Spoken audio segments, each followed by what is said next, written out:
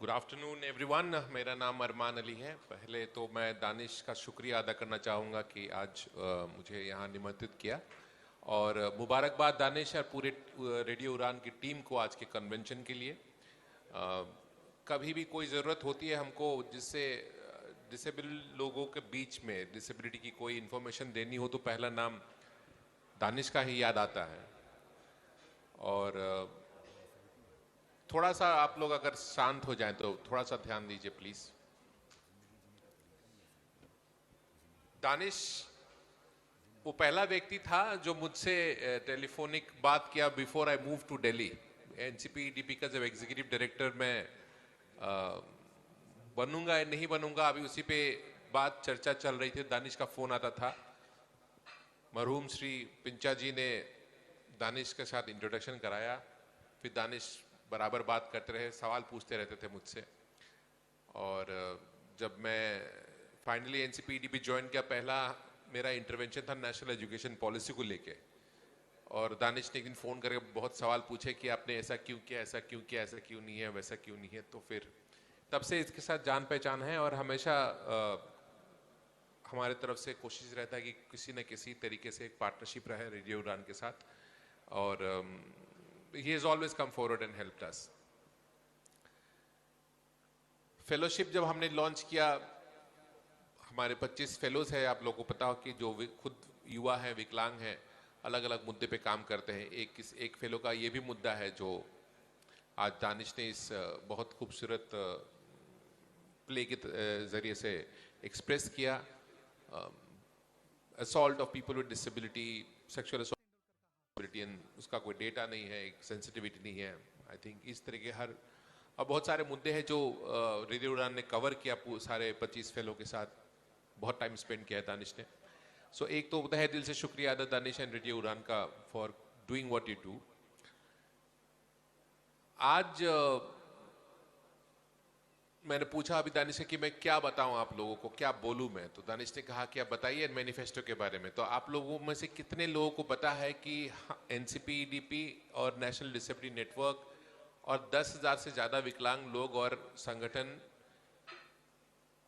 मिलके हमने एक घोषणा पत्र तैयार किया है आगामी लोकसभा चुनाव के लिए। क्या आप लोग इस बात से वाकिफ हैं? अच्छा, कई हाथ ऊपर आया। और जयंत है हमारे यहाँ बीच में। जयंत, अच्छा चुप के बैठा। हाँ, जयंत भी मेरा एक फेलो है। Very good to see you here.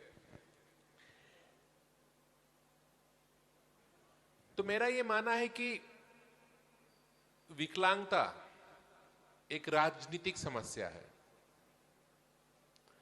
Disability is a political issue. और पिछले 3-4 महीनों में मैंने इतने लोगों से इंटरेक्शन किया है, हजारों लोगों से मैं कह सकता हूं इंटरेक्शन किया। और ऑर्गेनाइजेशंस, पॉलिटिकल पार्टी से लेके नेशनल जो भी ऑर्गेनाइजेशन है डिसेबिलिटी के, जैसे कि All India Conference of Blind, Prashant मेरा दोस्त यहाँ है, एनएबी, या परिवार कह लीजिए, या आप national association of the deaf कह लीजिए, या thalassaemia, haemophilia, sickle cell, you name it, we have gone there, including disabled war veterans के जो एसोसिएशन है उनके साथ भी, कि कैसा हमारा घोषणा पत्र हो जो डिसेबिलिटी की बात हो। और इतनी इंटरेक्शन से ये पता लगता है ना कि हम जो डिसेबल्ड लोग हैं ना, आप लोगों, मैं भी एक व्हीलचेयर यूजर हूं, मुझे भी पैदाइशी विकलांगता है। इतना एपोलोजेटिक है अपने बारे में और इतना एडजस्ट करते हैं कि मान लीजिए किसी जगह हमको अगर बुलाया जाता है और वो जगह अगर सुगम्य नहीं हो, तो हमको लगता हम इसके अंदर इसलिए नहीं जा पाते हैं क्योंकि हमारे में कोई कमी है, या मुझे दिखता नहीं है, या मैं व्हीलचेयर पे हूं, या मुझे सुनाई नहीं देता है। हम उस, और ये जो वेलफेयर, मुझे पहले से एक बात पता है कि भारतवर्ष एक वेलफेयर स्टेट है और दुनिया में एक महान देश है, मतलब। और ऐसा देश जहां जब हमारा पहला इलेक्शन हुआ ना, हर भारतीय नागरिक को वोट देने का अधिकार था। आप अमेरिका में चले जाइए, 150 साल लगे महिलाओं को वोट देने के लिए। फिर जो ब्लैक हैं और भी अलग अलग समुदाय है। बहुत कंट्रीज में स्ट्रगल रहा है महिलाओं को लेके, अलग अलग समुदाय के, लेकिन भारतवर्ष ऐसा एक देश है जो जब से हमारे यहाँ इलेक्शंस हो रहा है, एक डेमोक्रेटिक तरीका, हर किसी को अधिकार है वोट देने का।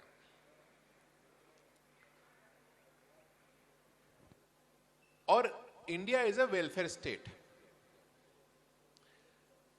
लेकिन बदनाम है विकलांग व्यक्ति।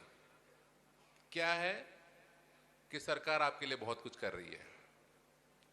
मैं गलत बोल रहा हूं क्या? अगर आप एनजीओ में काम करते हैं तो पहला बोलते हैं आपको गवर्नमेंट से तो बहुत कुछ मिल रहा होगा आपको। केवीएस राव साहब यहां पे है, करेक्ट करेंगे हमको। जो विकलांग व्यक्ति स्ट्रगल कर रहा है, पढ़ रहा है, उससे कॉलेज में बोला जाए तुम्हारा क्या है, तुम्हारे तो रिजर्वेशन है, थोड़ा पढ़ लोगे तो तुमको मिल जाएगा। नौकरी में रिजर्वेशन है, एजुकेशन में रिजर्वेशन है, और सरकार तो बहुत कुछ आपको दे ही रही है, पेंशन वगैरह कुछ मिल ही रहा है। तो मैं ये आज से 15-20 साल पहले मैंने एक दिन पूछा किसी से कि क्या किसी के घर जब विकलांग बच्चा पैदा होता है क्या मिठाइयां बांटते हैं लोग? कि हमारा तो सेट है बॉस, विकलांग बच्चा हो गया, एजुकेशन भी फ्री है, फिर एम्प्लॉयमेंट भी रेडी है और सब जगह क्लियर है। क्या हम बोलते हैं ऐसा? तो ताली बजाइए। हम छुपाते हैं हमारे बच्चों को, और खुद विकलांग व्यक्ति अपनी विकलांगता को इतना एपोलोजेटिक, इतनी मतलब अपने में कमी। हम बोलते हैं कि नौकरी दे दीजिए, व्हीलचेयर पे हूं लेकिन मैं मैनेज कर लेता हूं, इतना तक बोलना पड़ता है। मुझे दिखाई नहीं देता है, लेकिन मैं कल लखनऊ से आया हूं, मैं कल रात को, तो वहां स्टूडेंट्स के साथ इंटरेक्शन बोलता है कि मुझ में दिव्यांगता है। मुझे क्या दिव्यांगता है भाई? बोल रहा है कि मैं जो लाइट अंधेरा कर दीजिएगा तो जो दिखता है वो नहीं चल पाएगा, मैं चल पाऊंगा। मैं बोला तुम्हारी चलने से कोई नौकरी दे रहा है तुमको? किसी तो इतना हम अब आपस में स्पाइरल होके एकदम अपने आप को मतलब फंस गए हैं ना, कि इस चक्रव्यूह से बाहर आने का वक्त आ गया है। और पॉलिटिकल प्रॉब्लम में इसलिए कहता हूं कि भारतवर्ष पूरी दुनिया में एक ऐसा सरकार है जो बहुत ज्यादा प्रोक्योर करती है, बहुत ज्यादा प्रोक्योरमेंट है। आप देखिए, अब दिल्ली एनसीआर जा रही है जहां पे कंस्ट्रक्शन नहीं हो रहा है, या बिल्डिंगें नहीं बन रहे हैं, या बसेस नहीं खरीदे जा रहे हैं, या रेलवे नहीं बन रहा है। अब सबसे छोटे गांव में चले जाइए, अब आप नीति आयोग का जो एस्पिरेशनल डिस्ट्रिक्ट है, जो पिछड़ा है सबसे, वहां भी चले जाइए तो स्कूल, सड़क, गांव, पंचायत, तो कुछ ना कुछ बन ही रहा है या कुछ खरीद ही रहे हैं। क्या ये बनते वक्त या खरीदते वक्त सोचा जाता है कि हमारे देश में कम से कम 10 से 15 करोड़ विकलांग लोग हैं, इन फैसिलिटीज का कैसे इस्तेमाल करेंगे? आज इतने विकलांगजन यहाँ पे आए हैं, क्या मुफ्त में खाना मिल रहा है क्या? दानिश, पैसा दे रहे हो कि नहीं? तो ये जब होटल बना था, सोचा था उन्होंने क्या कि हमारे यहाँ विकलांग भी आएंगे? बाहर रैंप कार्ड का बनाया गया। तो why are we not thinking like this? क्योंकि भी लैक ऑफ पॉलिटिकल विल है। आज अब स्टारबक्स देखिए, कितने स्टारबक्स यहाँ पे, अमेरिकन कंपनी है, पूरी दुनिया में है। उबर देख लीजिए आप, अब मैं और 100 नाम गिनवा दूंगा आपको। वो अपने देश में अगर वो विकलांग लोगों के लिए सर्विसेज एक्सेसिबल नहीं बनाएंगे तो हजारों डॉलर का फाइन होता है। हमारे यहाँ क्या होता है कि आप बाद में आइएगा। इतना स्ट्रॉन्ग कानून जो विकलांगता को लेके हमारे साथ है, rights of persons with disability act, पूरी दुनिया में एक मिसाल के तौर पे दिया जा सकता है कि इतना स्ट्रॉन्ग है। धारियाल साहब यहाँ बैठे हो, वो he will agree with me कि प्राइवेट प्लेयर से लेके आप एजुकेशन की मैं अगर बात करूं तो क्या कहता है rights of persons with disability act कि एनी एजुकेशन इंस्टीट्यूशन रिकॉग्नाइज्ड और फंडेड। रिकॉग्नाइज्ड का मतलब क्या हुआ कि आप सीबीएसई अगर हैं, अगर आप आईसीएसई बोर्ड है, अगर आप स्टेट बोर्ड है, अगर आपको ये मान्यता मिल रही है तो आप विकलांग व्यक्ति या स्टूडेंट्स के साथ भेदभाव नहीं कर सकते हैं। क्या आंकड़ा है हमारे देश में? हायर एजुकेशन का नॉन डिसेबल्ड लोगों का जनरल है 27% और विकलांग लोगों का 0.05%। और ये सरकारी आंकड़ा है, कोई हमने अपने घर से कोई हम सर्वे करके नहीं आए हैं। तो ऐसा क्यों है? ऐसा क्यों है? क्योंकि हमको एक वोट बैंक की तरह नहीं देखा जाता है। 1 करोड़ रजिस्टर्ड विकलांग वोटर्स हैं इलेक्शन कमीशन के मुताबिक, उनके अकॉर्डिंग टू देम 1 करोड़। 2019 में शायद 9 करोड़ 89,000 के आसपास लोगों ने वोट दिया था। अगर उनमें हम माने कि 1 करोड़ विकलांग लोगों ने वोट दिया है तो 10% हुआ। क्या सरकारें बन और गिर सकती है कि नहीं 1 करोड़ वोट से?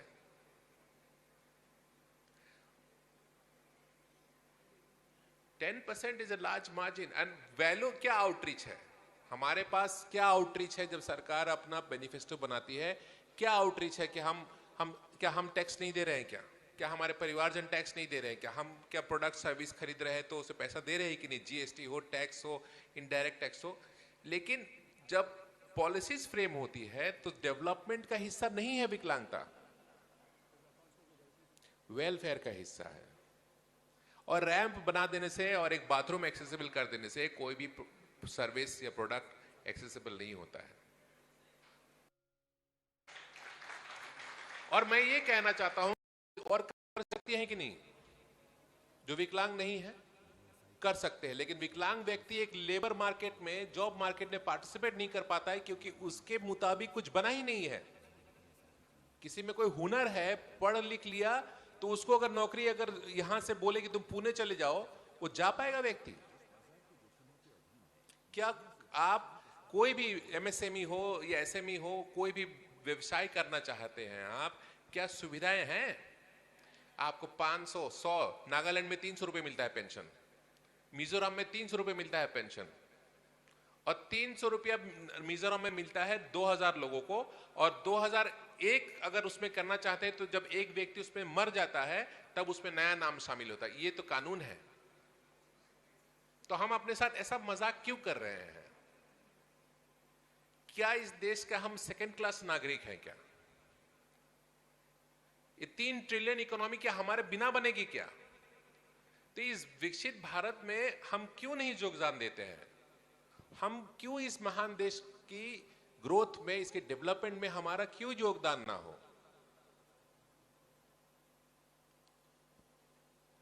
और जब तक मतलब मैं परेशान हो जाता हूं कभी कभी। मैं अभी हैदराबाद गया था, कब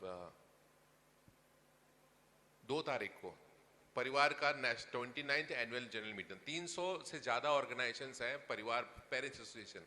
इनकी मीटिंग्स में मैं देख रहा हूं, क्योंकि जो बच्चे हैं, जो इंटेलेक्चुअल डिसेबिलिटी है, डेवलपमेंट डिसेबिलिटी है, they are always dependent on the parents.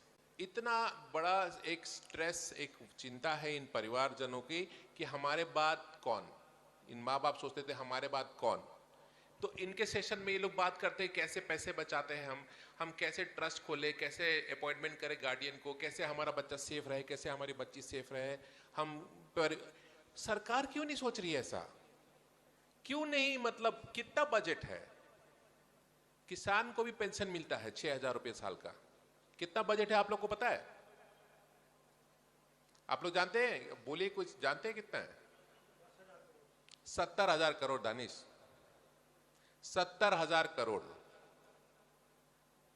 और अभी नवंबर या दिसंबर के महीने में प्रधानमंत्री जी झारखंड गए थे। उन्होंने एक ट्राइबल लोगों के लिए एक स्कीम लॉन्च किया है, particularly vulnerable tribal group scheme. कितना है बजट? 24,000 करोड़। हमारे डिपार्टमेंट का बजट कितना है?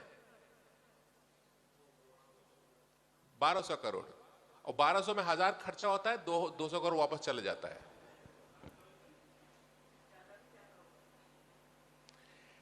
तो हमको भावुक होकर बात करने की जरूरत नहीं है, हमको एक सिस्टम के तरीके से बात करना पड़ेगा। जो संविधान हमको अधिकार देता है, आरपीडब्ल्यूडी देता है, जो भी चीज डेवलप्ड हो रहा है, जो भी बातें हो रही हैं, उसमें हमको डिसेबिलिटी को जोड़ना पड़ेगा। और पेंशन और कंसेशन और रिजर्वेशन तो है ही है, वो तो हमसे कोई ले नहीं सकता है।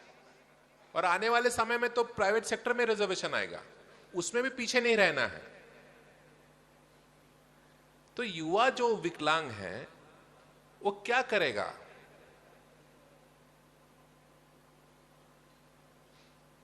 और जब कोई भी ऐसा नहीं व्यक्ति है इस दुनिया में, मैं कहता हूं, जो कहेगा कि मैं ए पॉलिटिकल हूं। ए पॉलिटिकल कौन हो सकता है? अगर आप अंबानी हैं, आप अगर अदानी हैं, आप अगर बिरला है, आप अगर महिंद्रा है, तो वो ए पॉलिटिकल है, उनको फर्क नहीं पड़ता है कौन सरकारें बनाएंगी। लेकिन आप, हम और जितने भी और आम नागरिक हैं, उनको तो जानना पड़ेगा कि हमारा कौन प्रतिनिधि है, किसको वोट दे रहे हैं, वो हमारे लिए क्या करेंगे, क्या नियम नीति है। 5 लाख लगता है मेरे व्हीलचेयर पे जिसे बैठा हूं मैं, क्योंकि हमारे देश में ऐसा व्हीलचेयर बनता नहीं है जो इस प्रकार हर जगह चले जाए, और ये 10 साल चलता है। इसका विकलांग व्यक्ति को देश में इंश्योरेंस नहीं है। कितने लोगों के पास इंश्योरेंस है यहां पे, हेल्थ इंश्योरेंस?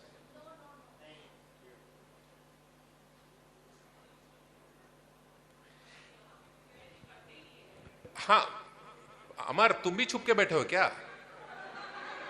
ये लोग अंधे होने का फायदा उठाते हैं मेरे साथ।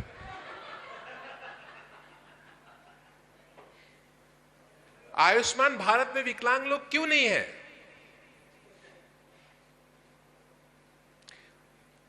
सोचिए, आप पैसा देके प्रीमियम देंगे, प्रीमियम देने के बाद आपको इंश्योरेंस मिलेगा, वो भी मना कर दिया जाता है।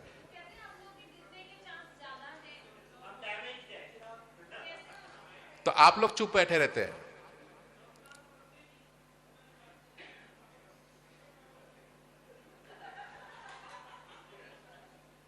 तो इन्हीं सारी बातों को हमने सोचा कि जब तक एक राजनीतिक समाधान इस पे नहीं होगा, जब तक पॉलिटिकल विल नहीं होगी, तब तक disabled people will always be in after thought. सब कुछ हो जाने के बाद, जैसे शादियों में होता है ना, मेहमानों का हिसाब होता है, भिखारियों का हिसाब नहीं होता है। जो खाना बचता है वो भिखारियों में बांट दे, गरीबों में बांट देते हैं, तो वही हम है भाई। शादी में हमको कोई निमंत्रण नहीं है, ना हम डेवलपमेंट का हिस्सा हैं। एक रैंप बना देंगे, और वो नया एक सिस्टम है ना, वो क्या बोलते हैं इसको, टेक्टाइल पाथ। उससे तो लोग आज तक समझ ही नहीं पाए करना क्या है। ब्लाइंड लोग बोलते हैं कि इससे कैसे चलते हैं। तो बहरहाल और ज्यादा समय नहीं लूंगा दानिश, बहुत अनकंफर्टेबल हो जाता है मैं जब बोलता हूं। लोग इन सब बातें बहुत अनकंफर्टेबल हो जाते हैं। क्या है ये एंटी एस्टेब्लिशमेंट है, ये एंटी गवर्नमेंट है। आधा लोग तो मिलते ही नहीं है। साल से साहब नहीं मिल रहे हैं।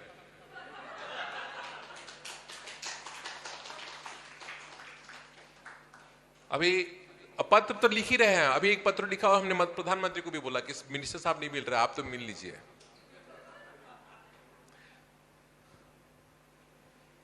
और सच बोलने में डर नहीं लगना चाहिए। हमको क्या मतलब, हम क्या मांग रहे हैं? हम भी तो वही मांग रहे हैं, रोटी कपड़ा और मकान। और क्या मांग रहे हैं? हम कह रहे हैं कि हमको गाड़ी दे दीजिए, हमारे अकाउंट में 20 लाख रुपए दे दीजिए। हम थोड़े बोल रहे हैं साहब, हम थोड़े बोल रहे हैं कि हमारा इनकम टैक्स माफ कर दीजिए।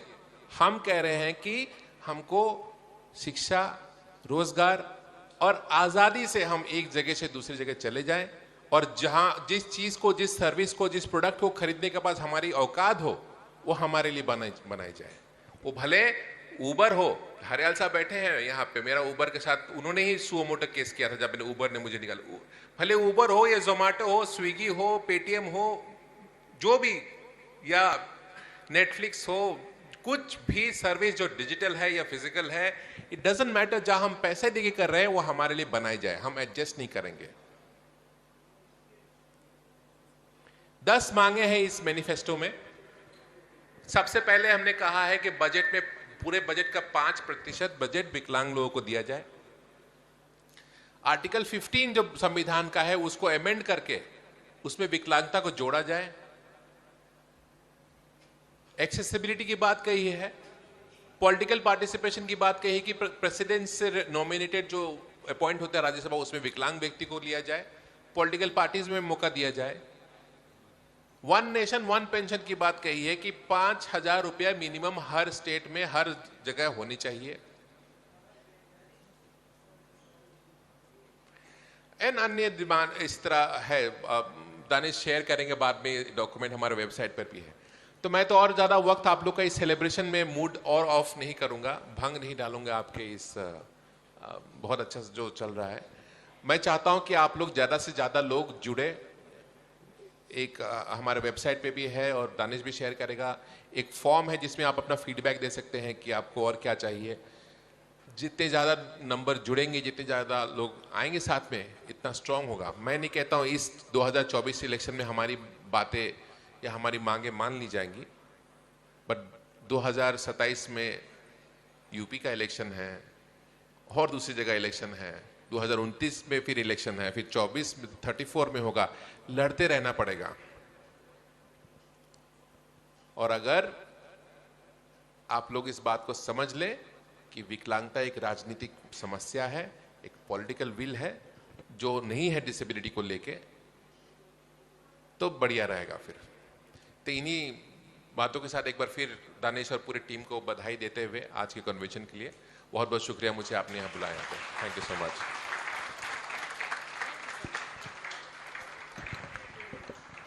सर दोमन जी, मीनल जी आप आए टोकन ऑफ लव सर को। एक वो पैटर्न